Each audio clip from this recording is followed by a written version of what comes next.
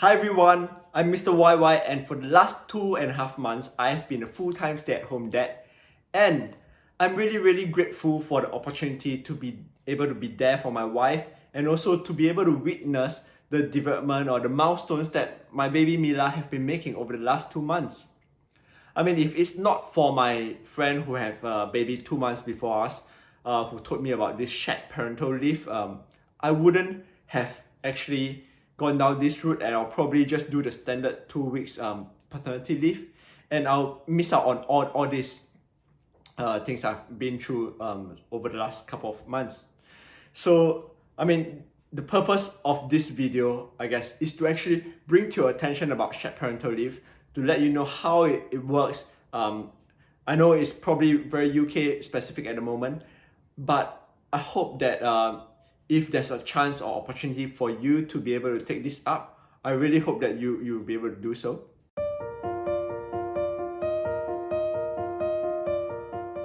Hi everybody, and congratulations to new dads to be. Welcome to my channel where I share with you my joy, my journey of being a new parent. Not everyone is so lucky to have employers that embrace equal, full pay parental leave for both new dads and new moms.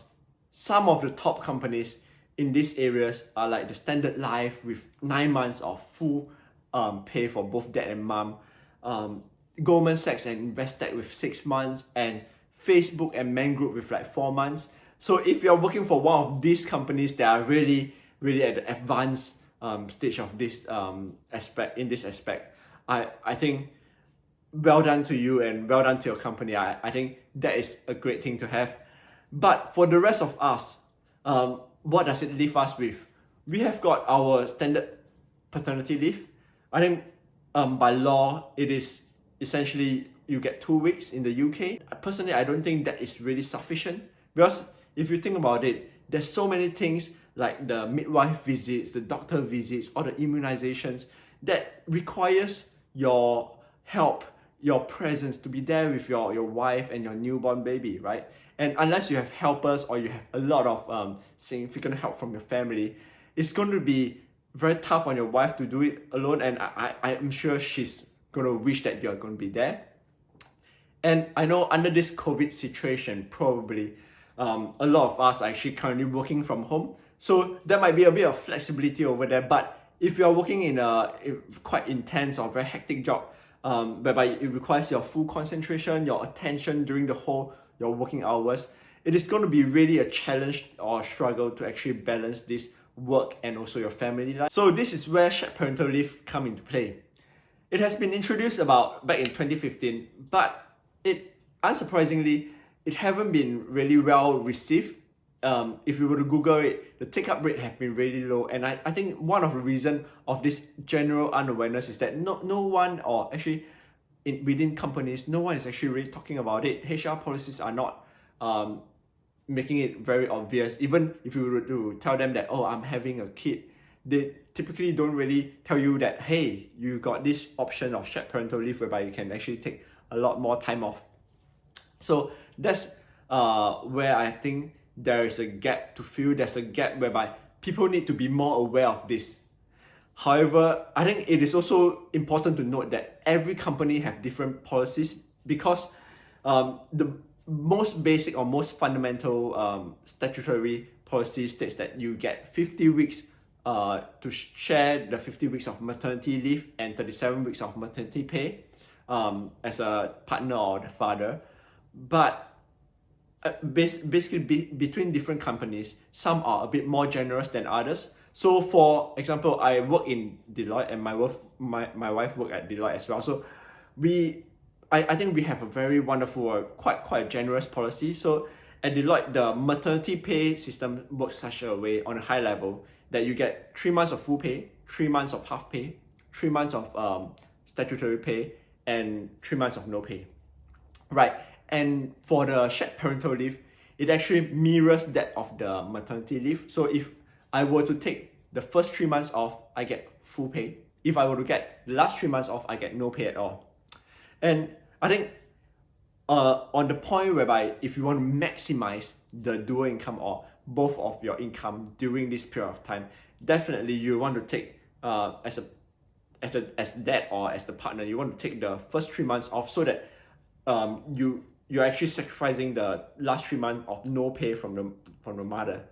But I think that said, it's not always just about the money, right? Because I think the first 3 months of the baby's development is really significant, because I mean, if you were to read parenting book, watch all the YouTube videos and stuff like that, they call it the 4th trimester. So essentially your baby is actually still growing really rapidly. They are still developing, their brain is like growing like crazy, and they're starting to learn how to smile, starting to learn how to make noise and try to communicate with you. So if you were to miss that point in time, I think it would be a pity.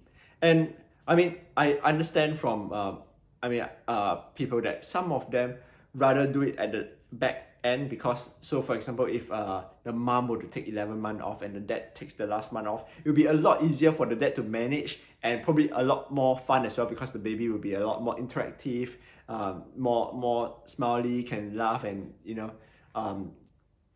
interact with you a bit more. But I feel that it is especially at the first stage or the initial first 3 months whereby your wife needs you. And as a family, because as new parents, especially like myself and my wife, there's a lot to figure out. We have to figure out how to deal with this baby. We have to figure out how going forward our family is going to be like, how we are going to operate, how we are going to interact and do things going forward, right? So I think this first 3 months is important for especially for new parents. So if you have the chance to take shared parental leave, I would strongly encourage you to do so. Shared parental leave is probably something at the moment just very UK focused, and not all countries or all companies embrace the concept well, especially, and it's a new concept as well. So not all cultures, even the bosses, might not be aware of it, or they might frown upon if you were to say, oh, I'm gonna go off on a 3 months, 4 months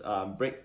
But I think things need to change, because we are in this very modern society whereby we talk about gender equality and all those, and the family, I think the role of a dad, the role of a father is no longer just as a breadwinner, because everyone should play a part in developing the family, building the bonds. And I think at best, I would actually hope that companies and countries actually embrace the system like Sweden, whereby you got equal full pay parental leave for both new dads and new moms, not just for moms alone, but for dads as well. And if we were to be able to reach that stage, shared parental leave doesn't even have to exist at all, right? So if that would be the best case scenario, whereby we achieve a state of equal pay, equal period of time, full pay for both new dads and new moms.